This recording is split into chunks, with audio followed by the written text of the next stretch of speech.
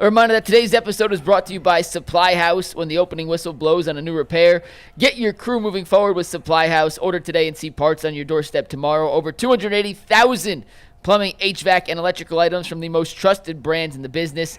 Their real-time inventory and honest lead times keep you from punting on projects, while their industry-leading customer service always has your blind side covered. Join the free Trademaster program today and score serious perks like priority shipping, lower prices, and a dedicated support line. Visit supplyhouse.com to sign up for free and use promo code SHCollege5 for 5% off your first order. That is supplyhouse.com. Real people, real service all the time. And with that, it's Mary Kay. How you doing today, Mary Kay? I'm doing great, guys. How you doing? We're great. Good to see you, Mary Kay. Let's start with the defense. Obviously, the second half, the defense played great. What do you? I mean, obviously, Myles Garrett made those big plays and had those sacks. But what stood out to you? Anything specific besides Myles Garrett that turned? You know, the defense played fine in the first half, but they played amazing in the second half. What was the difference? Yeah, I think after that first drive, they really settled down. They only gave up 74 yards the whole rest of the way. And, of course, we know some of those second half stats. Only 7 yards given up in the second half. Yep. Minus 18 in the fourth quarter. 1 first down. Oh, you guys have got them all up there. Yep. I'll tell you what, that was a dominant defensive performance. And you're right, it wasn't just Myles Garrett. But I do think that some of the other guys on the line really kind of helped open things up for him. I thought that Mason Graham, the number 5 overall pick, did a really nice job. And then behind them, I thought Carson Schlesinger, the rookie linebacker, did a really nice job. Keep going back to the next level. And you have Greg Newsome, who I thought played a nice football game in his return to the starting lineup. So you're seeing now defenders at every single level of the defense. Of course, Denzel Ward does a nice job always. So I think this defense is something to potentially be feared this season. Mary Kay, we were having a conversation about the Browns' offensive line in the running game. Do you see any issues? What do you think the issue with the running game is? Because they didn't grade well in PFF. That was very interesting, and I was very surprised about that because I did think that the running game would fare much better than it did. It's a pretty veteran offensive line.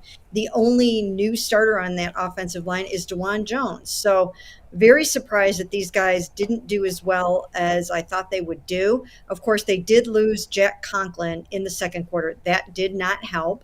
That didn't help matters because they had to adjust after that. So we'll have to see what they can do to get those things corrected. We know that they have a new offensive line coach. We know that they have new pass run blocking schemes that they're getting back to. It did not go well. I do think it will help if they can get Quinshon Judkins back, but even so, none of their running backs fared well, and they averaged only 2 point yards per carry. That is not going to cut it, especially when you go into Baltimore and you want to try to run the ball there. They might have to try some different things to get that loosened up a bit, maybe some end arounds, maybe some jet sweeps, and some other things. So, this is not going to fly. Jerome Ford was 1.4 yards per carry. So I think they need to go back to the drawing board and figure out what went so wrong in this game. Is there a chance we could see Quinshon this week against Baltimore?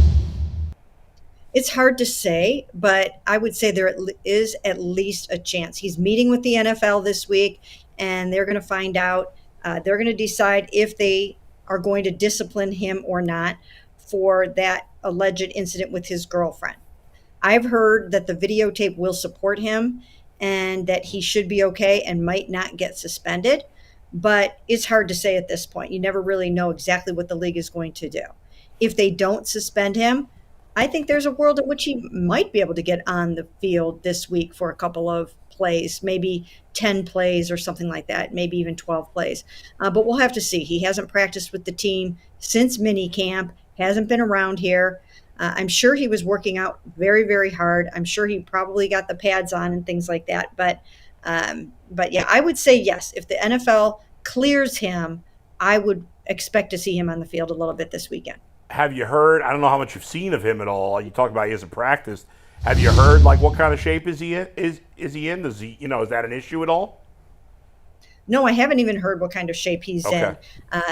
Now, when Isaiah Bond was coming back, I was hearing all kinds of things about what kind of shape he was in. I had heard that he had done two-a-days when he was out, and he was doing everything that he could to possibly be ready for when he came back. And it looked that way when he returned. So I'm guessing that that Quinshon did the same thing. I don't know why he wouldn't have, and I don't know why he wouldn't have pulled the pads on to make sure that he was ready for all of that. So I'm guessing that he was working out very, very hard, and that he's going to come in here in great shape. Keeping the theme with the running game, you look at like Dylan Sampson had a really nice game, catching the ball out of backfield, did some nice things. Jerome Ford, not so much. What are the chances that you see more of Dylan Sampson in this game, while Quinshon Judkins is trying to return?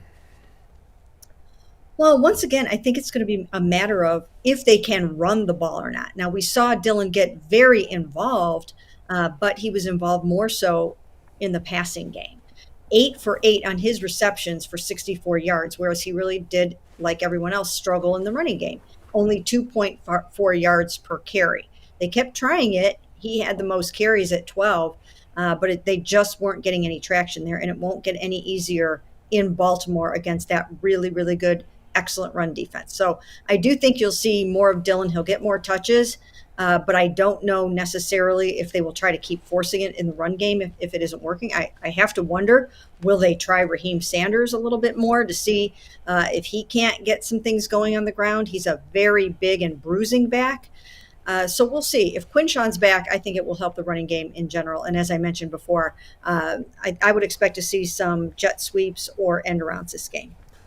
Mary Kay, when you look at the passing attack, obviously the receivers had a decent game, but obviously everybody only talks about the drops. And with Jerry Jeudy leading the league in drops last year, which I didn't know that, what do you think will be different about their approach this week? Because 45 times throwing the ball, obviously that's going to lead to potentially some turnovers. Do you think that number comes down in the pass where they go maybe 20, 25? Or do you think this is what they're going to have to do to win games? Well, once again, I think some of it will be dependent on when Quinshon gets back and when he's ready to really shine. I don't know if that's going to be this Sunday in Baltimore, if he's going to be ready to really take over the workhorse back role yet. So we'll have to see how that goes.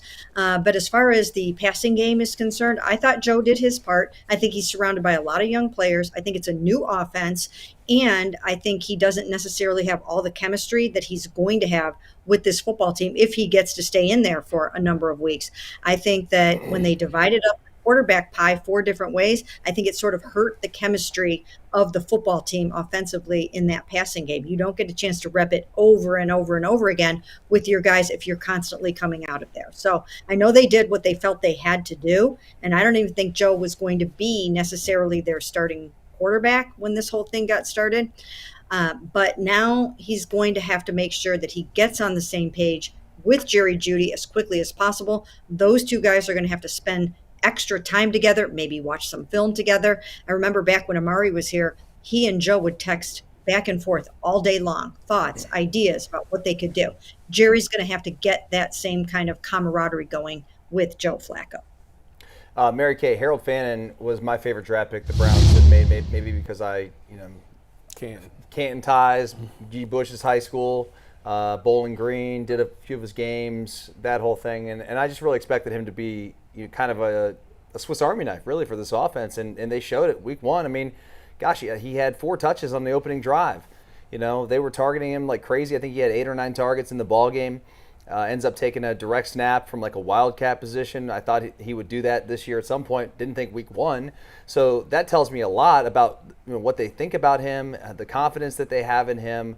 Do you agree with that? What are you hearing from the Browns in terms of Harold Fannin's prospects for this year? Because it seems like, man, this kid could be special. Well, he's definitely their tight end of the future. They love Harold Fannin. He will be at some point down the road their replacement for David Njoku. Right now they're playing a lot of 2 tight end sets, so it will be Harold and David on the field most of the time, at least that's how they're going to start the season. And they think the world of him. And I think the sky is the limit for him in terms of the things that they're going to have him doing. He's going to get a lot of touches. He's going to get a lot of targets. And as you mentioned, you saw him take the direct snap. I think you'll see more of that kind of stuff with Harold because he is so versatile and can do so many things. So I think that he's going to have an excellent season. And who knows, depending on how this all goes, he could even challenge for a Pro Bowl this year in his first year. It won't be easy because there are a lot of good tight ends in the NFL, but I think he's going to get a lot of run this year and a lot of attention. Mary Kay, why has it been so difficult for the Browns to kind of figure out the kicker situation? They've had a revolving door, it seems like, a lot at that position. Understand that the kicker is young. He doesn't really, only first NFL game, and he may miss a couple of big kicks. What are the Browns thinking about in terms of bringing another kicker, and how long of a leash do you think he has, given the fact that he is still young and they still have a little faith in him? Well, I asked Kevin Stefanski about this yesterday, and he sounded like they were not ready to give up on their young kicker yet. Once again, this team is in the midst of a youth movement, and I think that they really felt and believed and probably still believe that Andre Schmidt is their kicker of the future. And so I don't think they're ready to give up on him yet. I know that they have numerous examples of young kickers who struggled as rookies and then went on to have Pro Bowl careers, really.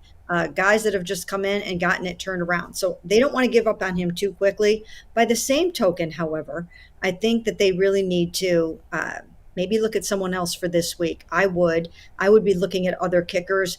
On this off day on Tuesday, this is a day when teams bring in a lot of guys. I think I would be bringing in some other kickers to see if they can't upgrade for this week. You don't want to have a close game against the Ravens and then lose it again on a missed kick. So I would be looking around. I don't know if they will do that based on the things that Kevin Stefanski said yesterday and after the game. But I don't think you can have a great offensive drive or a couple of nice series and then miss an extra point, miss a potential game-winning field goal. And these were not long kicks, 33 and 36 yards.